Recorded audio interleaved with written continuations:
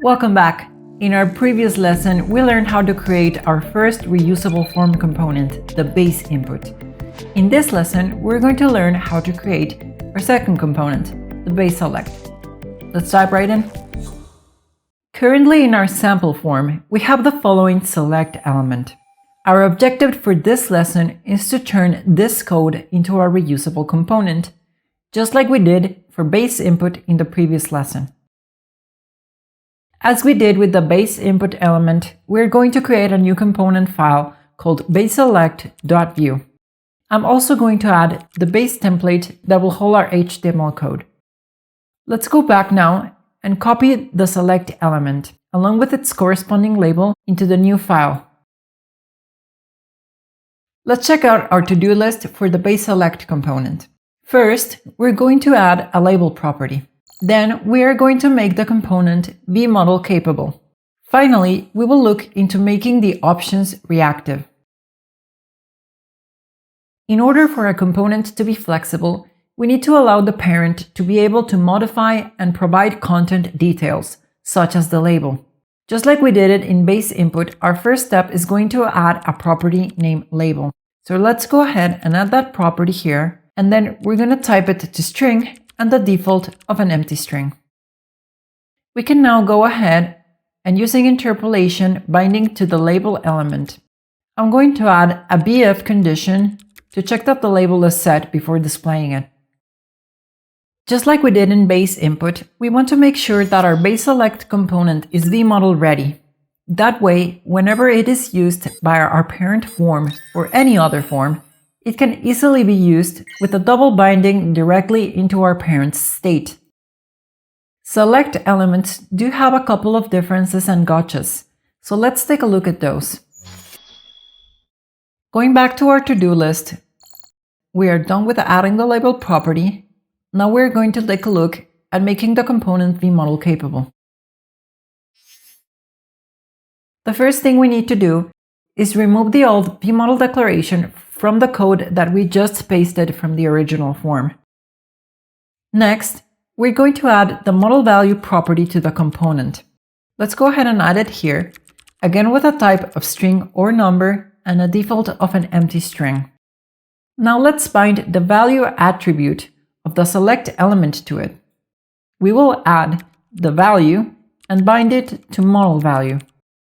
Remember that model value is the default name of the property that Vue will look for when double binding through vModel to custom components.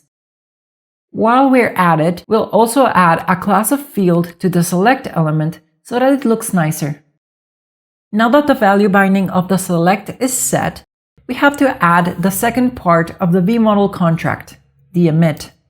This part of the binding will allow our component to communicate to its parent that the data has changed and needs to be updated on the parent's state. Select elements fire a change event whenever the user makes a new selection.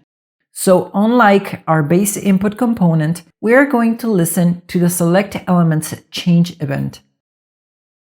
Since we are also going to need to bind the $attrs object to our select element, like we did on the input element for base input, we'll tackle them together and bind them using the vbind syntax. Let's go ahead and add a vbind into the attrs object. Since $attrs is an object, we can use the JavaScript spread operator to combine our binds into a single object. Let's go ahead and wrap everything into an object. We will use the spread operator to spread out the $attrs object into a containing object. This will allow us to now add into this object our onChange event listener, which will be a function that receives an event as the function's parameter, and then emits the update model value event with a payload of event target value. Notice that this time, we are not using a direct binding by setting up our change event listener with the @change keyword, like we did on our base input component for the @input event. This time, we are setting up our event binding directly into the vbind object. after our $address binding. In Vue 3, it's important to remember that if we choose not to use the @ syntax, the event will be prefixed by the keyword on. In this case, onChange, since we are listening to the change event. All event listeners that are received in $attrs from the parent are prefixed with the on keyword and the first letter is capitalized.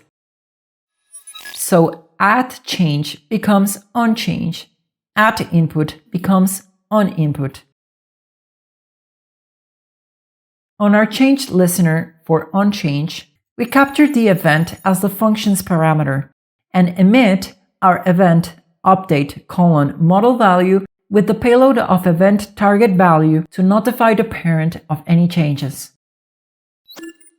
Let's check out our to-do list one more time. Now that we have made the component vModel capable, it is time to make the options reactive. I want to draw your attention to the v-for loop that we currently have on the option element in our select. Notice that we are looping over the categories array that does not exist in our component. This is still very tightly coupled to what the parent is trying to do with this particular input. In order to make our base_select component work with any array of options, we're going to first rename categories to options in our v-for loop. Let's go ahead and rename this here to options. Then we will create an options prop so that our component can receive this information from the parent. It will be a type of array, and this time it will be required. The reason to make this property required is that without it, the base_select will simply not work. Let's scroll back up. The second thing that we need to fix is the selected binding for the option element loop. Currently, we're trying to check if the current option that we're looping over is equal to event.category, which is also tightly coupled to the parent. In this case, we can safely change this to check to see if option is equal to model value. So let's go ahead and make that change. This will satisfy the HTML requirement so that the option updates whenever the model value changes. With these changes, we can now go back to our form and switch out the select element for our brand new base_select and check it out in the browser. Let's go back to simpleform.vue. We have a select element at the very top of the form. Let's go ahead and add here our new base_select instance.